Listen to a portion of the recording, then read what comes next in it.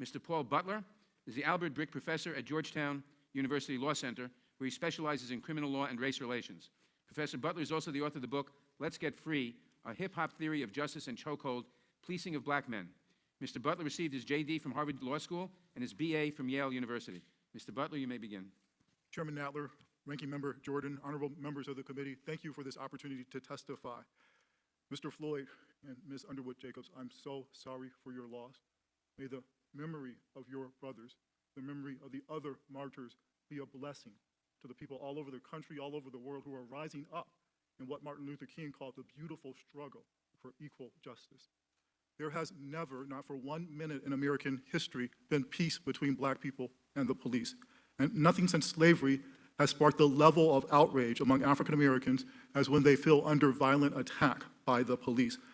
Black people have endured Jim Crow segregation, being shut out of Social Security and the GI Bill, massive resistance to school desegregation, nonstop efforts to prevent us from voting, and poison water.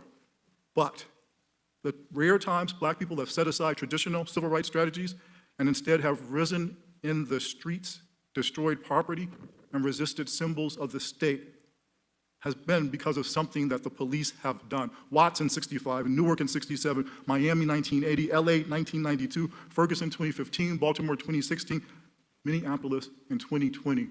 All of those cities went up in flames because the police killed another black man.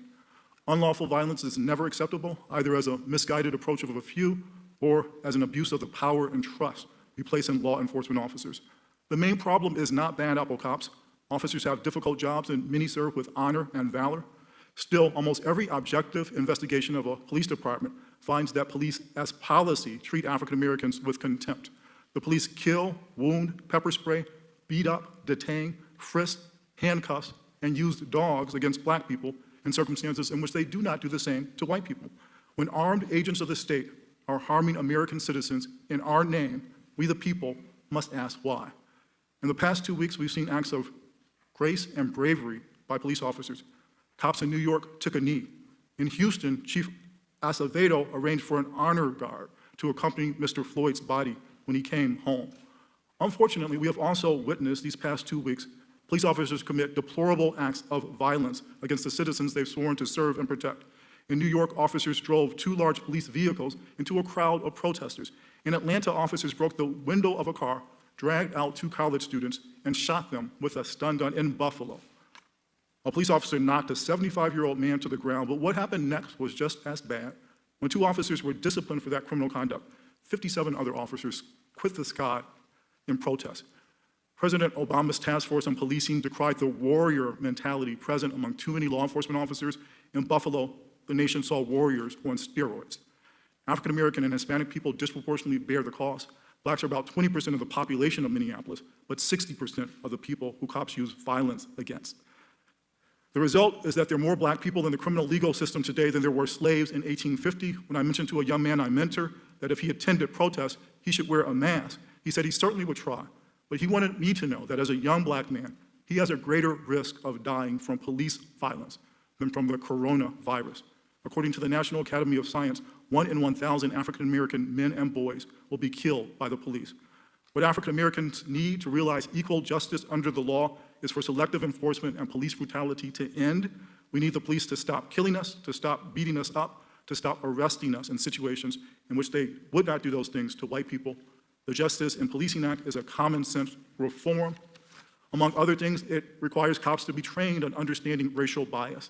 In Minneapolis, as 3 officers crushed the life out of Mr. Floyd, and another served as a lookout, somebody in the crowd said to the cops, "He's human, bro." But these 4 officers did not treat Mr. Floyd like a human being. Too often, police work seems to enforce the dehumanization of people of color.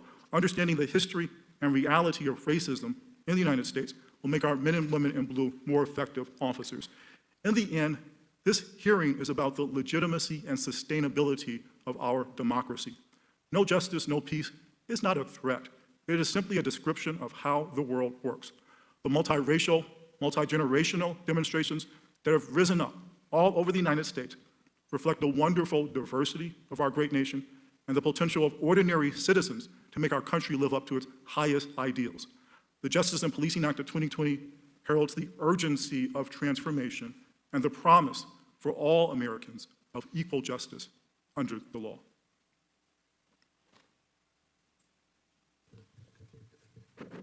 Thank you, Mr. Butler.